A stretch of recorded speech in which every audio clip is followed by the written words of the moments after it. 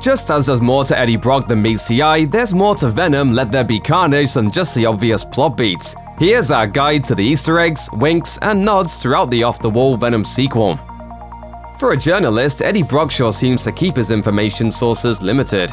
Nearly every time Eddie is seen surfing the web, he's on the Daily Bugle website. Shriek and Detective Patrick Mulligan seem to enjoy the print edition of the same paper. Also worth noting, these San Francisco-based characters are reading the West Coast edition of what is apparently in Sony's Spider-Man universe, a nationwide paper published in NYC. For those who have never picked up a Spider-Man comic, the Daily Bugle has been around since Marvel Mystery Comics number 18 way back in 1941. And served as a location for Peter Parker's first day job, starting with 1963's issue 2 of The Amazing Spider-Man. Over in the MCU, the latest Daily Bugle depiction as seen in Far From Home is headed by a much more visible J. Jonah Jameson, seemingly reimagined as an angry news program host and less like the editor-in-chief of old. It's unclear if the MCU Bugle has a print edition, but even across universes, one thing hasn't changed for Jameson. He still thinks Spider-Man is a menace. Which brings us to the mid-credit scene in Carnage, when Eddie and Venom find themselves in an unfamiliar place, watching what appears to be the MCU's Daily Bugle report that reveals Spider-Man's secret identity. As we've seen from the No Way Home trailer, this moment comes right after the events of 2019's Spider-Man Far From Home, and sets off the seemingly multiverse-bending plot machinations of the third Tom Holland Spidey film. More importantly, for the immediate future of both Spider-Man and Venom, Jameson's reporting also seems to turn Venom's attention to Peter Parker. At the beginning of Carnage, audiences are taken back to 1996, when Francis Barrison is being pried away from Cletus Cassidy and relocated from the horrific St. Esther's Reform School to the even more horrific Ravencroft Institute for the Criminally Insane.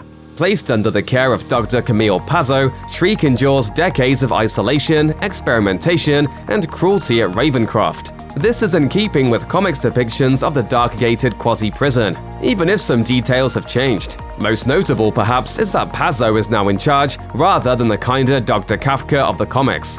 In the comics, Ravencroft is located in Westchester County, New York, rather than the outskirts of San Francisco. It has gained a reputation as a leading maximum security holding place for superhumans, and appropriately enough is built on land cursed by 15th century indigenous tribes after serving as home to a cannibalistic cult. Ravencroft is where Cletus is typically depicted as being held, and in the comics he first encountered Shriek there, releasing the villain to help him increase his body count. Taking its cue from DC's Arkham Asylum, in Marvel Comics, Ravencroft has essentially become shorthand for a place supervillains are sent when it's time to rest, recharge, and plan their next inevitable escape.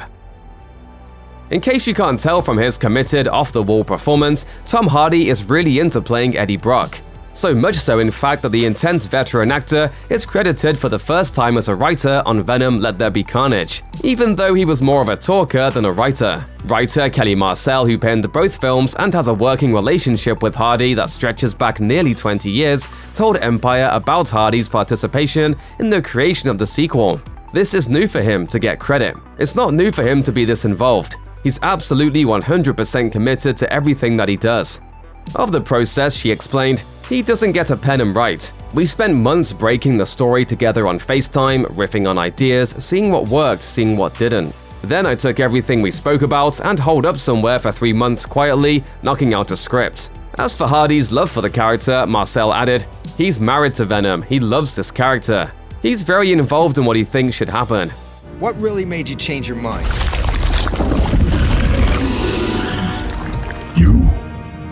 You did, Eddie.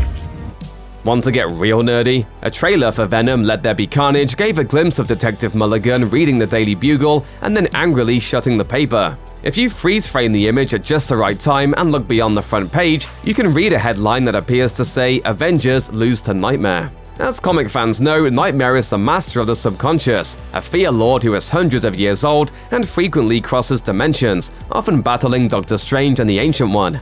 This is where things potentially get very interesting. Nightmare also has ties to Morbius, the so-called living vampire that Jared Leto will soon be portraying in another film in Sony's Spider-Man universe.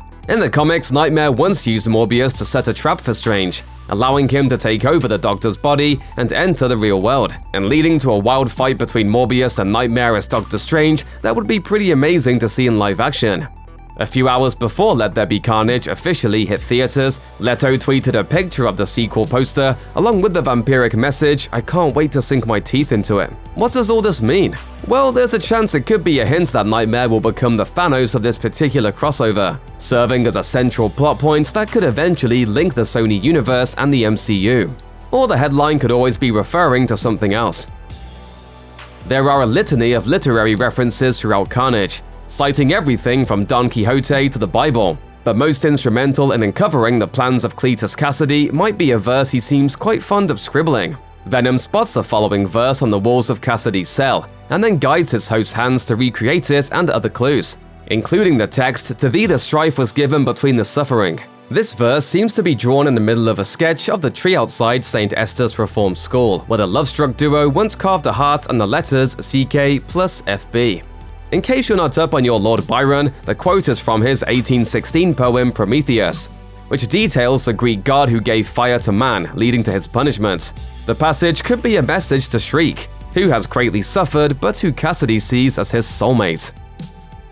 Check out one of our newest videos right here, plus even more Looper videos about your favorite movies and TV shows are coming soon. Subscribe to our YouTube channel and hit the bell so you don't miss a single one.